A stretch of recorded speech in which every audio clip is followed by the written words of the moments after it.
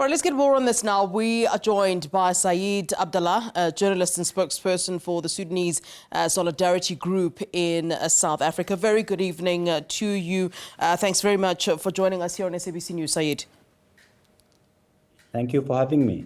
All right, let's then talk about this. I mean, Sudan's paramilitary rapid support force has agreed to this 24-hour ceasefire. From what you're hearing, will the ceasefire hold? I mean, we've been hearing about ceasefires failing to hold, civilians, of course, being caught up in these battles, in the crossfire. What can you tell us?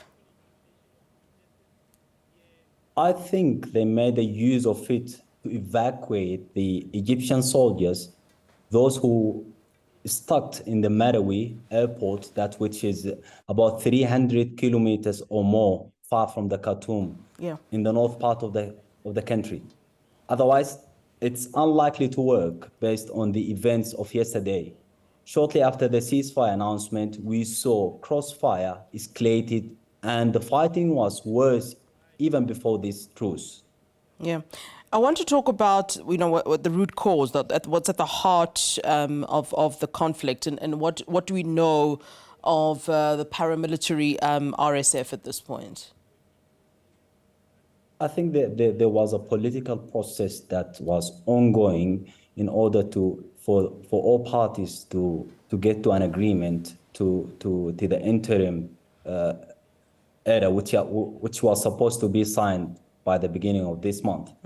The core issue, it was the integrating the rapid support force into the Sudanese army, and in order to reach a national army according to a specific timetable. That was the biggest challenge. And I think there was issue about the time frame, there was issue about some logistic stuff, and I do think the main issue, it was the mistrust between those two generals. Yeah. You talk about mistrust, and at this point, people have been advised to evacuate and only take important documents with them. Does this mean that the worst is yet to come? Because I mean, if this mistrust then continues, it will obviously then escalate, and will we're bound to see worse to come. Is that the expectation at this point? I think it's important here to mention that Khartoum is a city that has never seen wars. So until recently, I remember in 2009, the city was labeled as the safest city in Africa and in that region. So the wars were always in other regions of the country. It wasn't in Khartoum. So this is the first time for us to experience a war in Khartoum.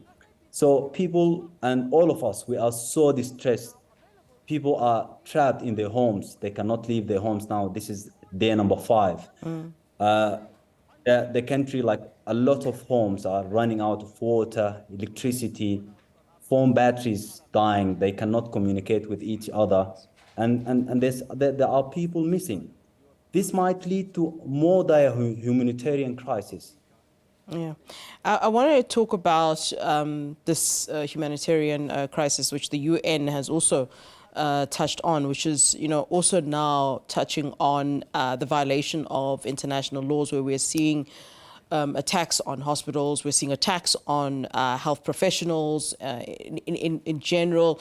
I mean, what's to be said about this, and how bad is the situation, particularly pertaining to health professionals? I mean, even aid workers at this point are unable to assist. We're hearing of supplies not being enough, health professionals being overstretched, not being able to work. What is the situation really like on the ground, and particularly pertaining to this violation of gross human rights, really, and international law standards? According to the UN, there are more than 300 people being killed during these 5 days. Yeah. More than 39 hospitals out of 59 hospitals now are out of services. And there are lack of medication. There are lack of medical staff, and the situation is getting dire per day. So there's supposed to be some sort of pressure on those both both parties in order to have this kind of ceasefires, in order for people to get assist, and in order for the situation like this, there are people needs to go back home. There are people with chronic disease, they need to find medication. And I think the stakeholders, namely the US and the EU, with align with the AU, with the IGAD, with Saudi and Emirate, the UAE and Egypt. I think all these, they should come together to put some stress on this two generals, in order to, first at all, we can get a ceasefire, and then we can just find a solution to this war, to end the war. Because frankly speaking, this is not the war of the Sudanese people. This is the war between two power-hungry leaders, and it's destroying the country. So somehow it should be a solution for this situation. And what form is this? What we're hearing is engagement with warring parties. What form is it taking? We keep hearing about this. We hear that, there's, the plea for the ceasefire. But do we understand how exactly this engagement is taking place exactly? It's very difficult to understand what's going on, because if you look at, there's a communication war between both parties.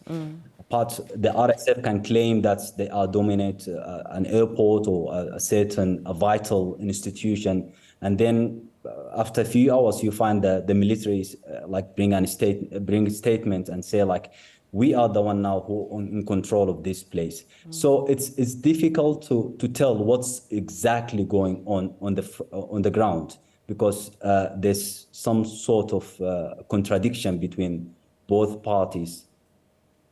All right. Thanks very much, Saeed, for speaking to us. They will certainly do appreciate your time and engaging us there on what's happening. That is Saeed Abdalla. He's a journalist and spokesperson for the Sudanese Solidarity Group in South Africa.